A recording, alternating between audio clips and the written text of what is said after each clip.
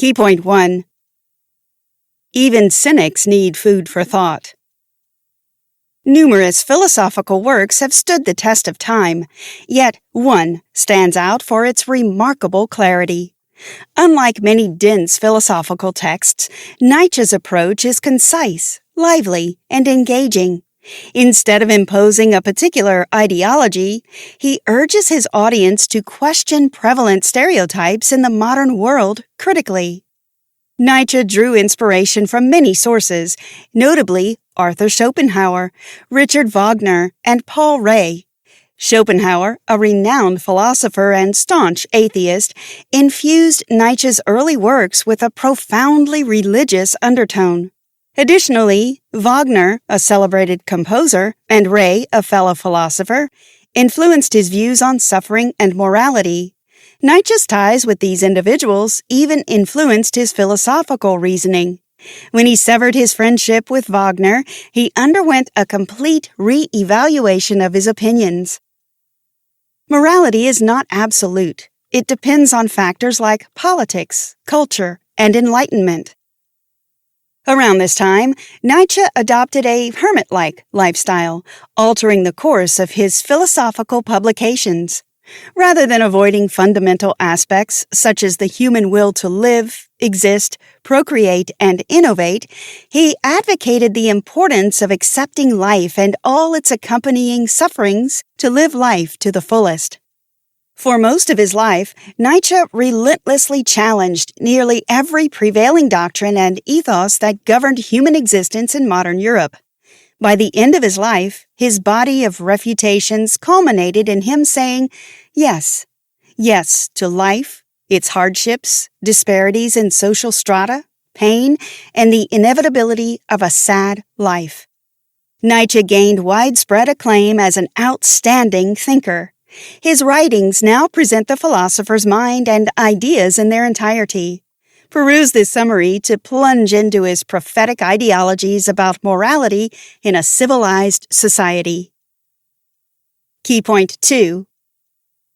On philosophical prejudices and free-spirited philosophers. Philosophers have an affinity for shaping life in their image and imposing their views on their followers. Nietzsche, for instance, saw Stoicism as a form of self-imposed tyranny, ignoring the significance of personal passion and pain. To him, it represented a form of self-humiliation done merely to display superiority and power over others. Philosophers built castles in the sky under the guise of formulating plausible theories.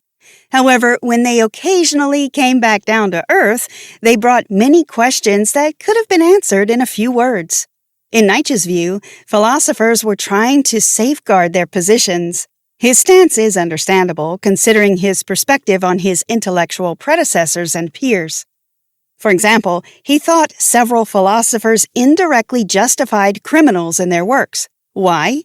Philosophy demands a well-rounded approach to all human endeavors, including moral and immoral aspects. Thinkers carve out their niche by advocating for either side, but some philosophers delve into the realm of corrupted minds, rationalizing their actions.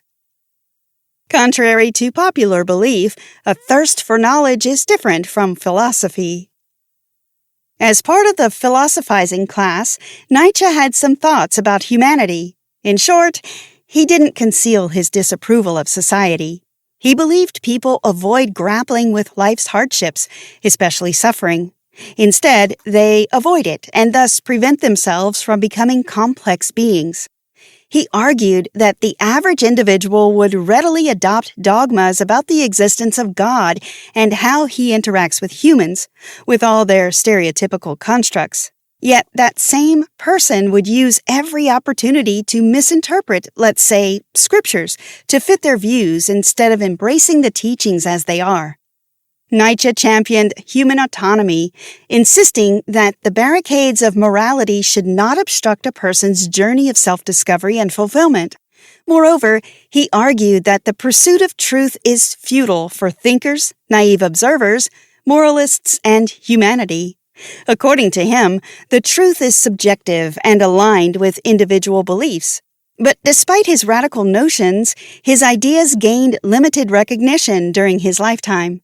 Had he foreseen the extensive reach of his posthumous influence, he may have approached his opinions with a touch of conservatism. Key point 3. The one who rationalized heaven. In the 18th century, the Industrial Revolution and reformed economic relations started to change people's lifestyles and beliefs, including religion. But religion couldn't avoid this time of change, which has been reflected in literary and philosophical texts. When it came to religion, Nietzsche was the one to proclaim its rudimentary character. He fervently argued against what he perceived as a decline in spirituality, especially among the European Christians of his era. As a freethinker, he felt that many exploited religion, utilizing it as a convenient channel to exert their will while neglecting its rigid forms and structures. However, he proposed a paradox. Even though religion promotes virtues such as spirituality, humility, and modesty, it ultimately dampens the innate potential of individuals, leading to a dilution of human capabilities and aspirations. Nietzsche believed that many religious leaders lacked intellect and originality. Still, given the Church's societal contributions to Europe's development, Nietzsche did not shy away from acknowledging its merits. Nonetheless, he thought humanity could better exercise judgment and morality if allowed to make decisions based on the inclination of their intuition. Faith fulfills our need for joy, optimism, and hope despite the world's cruelty. Nietzsche also drew inspiration from various texts, including the Bible. Many of his quotes originate from Scripture. For instance, one of his statements illustrates the relationship between religion and intellectual understanding. In his view, every living person, regardless of their concept of theism, strives to assert their influence, power, principle, and personal inclinations in everything they do. To be clear, Nietzsche never argued in favor of religion's abolition, but he criticized shallowness, pleasure, and patriotism as distractions from higher values. To him, Christianity encouraged weakness, fragility, and the acceptance of subservience. He believed that Europe would eventually decay if Christian values continued to prevail, essentially asserting that God is dead in the eyes of his followers. Morality is so ingrained that it will survive the death of religion. Friedrich Nietzsche. Did you know? Though frail in health for most of his life, Nietzsche's mental state deteriorated significantly after seeing an old horse being whipped on the street. His thoughts on morality transcended not only humanity, but life itself. Key point 4. On the history of morals and the plight of scholars. Setting up moral systems was not something Nietzsche would do in his philosophy.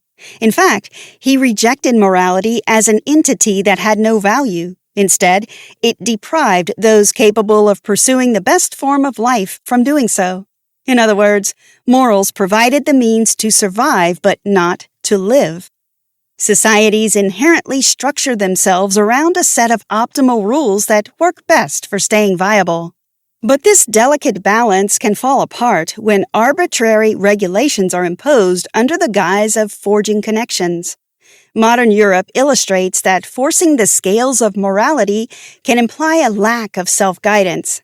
This viewpoint suggests that contemporary legalistic philosophers envision humans as slightly elevated yet untamed beings, prone to run loose without constant oversight. From Nietzsche's perspective, fabricating social codes is disrespectful. He advocated that irrespective of the structures that come into play, hierarchies will naturally form based on individual potential, abilities, and wealth. For example, efforts to assert equality among humans as one of the pillars of morality are doomed to fail, as the concept is contrary to the laws of nature. We wish for equal treatment for all humans, but does that reality ever happen? These are some of the loopholes that Nietzsche found in institutionalized morality. Philosophers often remain misunderstood, appearing enigmatic and mysterious. Only a few have gone down in history as self-assertive. Instead of direct proclamations, philosophers discreetly guide others to see things from their perspective. Nietzsche often stated that he preferred to be misunderstood, or, simply put, be understood with deliberate effort. He believed that the flames of philosophy might fizzle out in the future. As a result, he claimed that the philosophers of his time used to shy away from skepticism. They would rather preserve the dogmas and ethos of their time in the status quo. Philosophy is difficult, if not impossible, to teach. It's a journey of self-discovery that leads individuals to different destinations. Nietzsche also felt that most people see philosophers and their scientific counterparts similarly. However, he endeavored to clarify that philosophers embody several undefined specialties. They are knowledge personified. On the other hand, scientists lack the freedom to be as free-spirited as philosophers. Instead, they often specialize in a field and are guided by a series of occupational dogmas. Key point 5. Virtues vary with the caste in human societies. At all times, virtues defined the cultural and moral direction of civilizations. The values of our present society reflect those we encounter from our various influences. The moral aptitude of our ancestors most likely rubbed off on us. Despite recognizing their integrity, many remain vigilant for their potential lapses. Hence, Nietzsche advises a virtuous soul to avoid making the less moral feel guilty for falling short of morality. Virtue can be collective or individual. In the committee of people, collective worth trumps individual preferences. Perched on his philosophical stool, Nietzsche argues that being righteous could be counterproductive. He contends that some roles require the assertiveness of a brute beast to force people into aligning with your goals. A military dictator, for example, cannot afford to be pro-virtue, as it negates his very cause and purpose. Expanding on this, Nietzsche extends this notion to gender roles and equality. He spoke about how women are driven to seek careers for themselves and build a respectful image. Despite being written in the 19th century, Nietzsche's works seem prophetic, foreshadowing the empowerment of 21st century women who now enjoy enhanced rights and opportunities due to the endeavors of their past advocates and their own actions. This change is probably the product of democracy's prevalence in virtually every corner of the modern world. But don't let this remark deceive you. Nietzsche was a stark misogynist. For him, women's attempts at emancipation were laughable, and their refusal to act charmingly was almost offensive. And speaking of politics, Nietzsche scrutinized how 19th century European democracies treated Jews, thus revealing the existence of collective virtue, a standard of ethics a group of people upholds. Nietzsche acknowledged that Jewish presence in European countries has advantages, particularly for intellectuals like him, as they come with an influx of culturally diverse outlooks on life. However, he also admits that the average German of that time was hostile to Jews and felt that German politicians could have reduced friction by regulating the influx of Jews, just as some European countries did. Love transcends any classifications of morality. It's neither good nor evil, but is. That is its power. Friedrich Nietzsche. Key point 6. The mysterious label of nobility. The ebb and flow of power have consistently sparked historical shifts, unfortunately often entailing the repression of one group and the ascendancy of another. In turn, this perpetuates the depletion of the less privileged, as entities like oligarchies wield enduring influence. Even amid societal advancement and the abolition of slavery, the order of subversions still stands, albeit in subtle forms. It is, however, interesting that Nietzsche and thinkers like him saw hints of this as the eventual path for humanity. Nietzsche did not believe that the brutal injustices that plagued and still plague societies resulted from uncivilization. In contrast, he stated that oligarchies are the very fabric of society, which must be checked and prevented from swerving toward either of two extremes, lawlessness and anarchy. In pursuit of a general rule of morality that applies to human society, Nietzsche discovered that there were no virtues he could describe as definite in morality. Nevertheless, he classified most virtues into two categories: master-oriented and servant-oriented. Under any set of conditions and irrespective of time and civilization, Nietzsche believed morality is either of the two types. For example, master-oriented morality includes strength, ambition, daring, and open-mindedness. It stretches beyond the simple terms of good and evil. We should cherish the first and eradicate the second. For Nietzsche, noble and powerful people lead the master-oriented morality, while people who are weak, cowardly, and narrow-minded are bound to the servant-oriented character. These servants don't seek correspondence with their masters through development, but wish to vilify all virtues created by them. As a result, the servants presented by Nietzsche are cynical and pessimistic. Being noble often entails embracing a sizable dose of egoism, as nobility rarely coincides with servility. A noble soul, however, has likely accepted the necessity of exercising its will to power, a concept Nietzsche established, even in apparent humility or piety. The noble individual acknowledges that they will inevitably leave troubled people in their wake. Consequently, every individual a noble soul encounters is viewed as an aid, an obstacle, or a refuge. Finally, Nietzsche also criticized philosophers for claiming mastery in the pure pursuit of truth. He believed the finest philosophers had their values, morality, and nuances intertwined with their teachings. No doubt he embodied this nature too. After all, you practice what you preach. Conclusion. On the self, Friedrich Nietzsche criticized philosophy for failing to grasp consciousness and morality. He believed that humans linger between choice and fate, questioning free will. Regarding value, he discovered that morals vary with culture, geographical location, enlightenment, and time. This constant shift in the paradigm of morality made him wonder why we guard these principles so fiercely. As for suffering and empathy, Nietzsche exposed the instability of goodness, values, and morality. Empathy can be dispensed to the weak, while the powerful can trick them into obedience. For him, suffering was a privilege that led to a more organic and mature objective in life. Concerning religion, Nietzsche is the source of the famous saying, "God is dead," which has been adopted by many 21st century atheists. However, many have quoted this phrase out of context.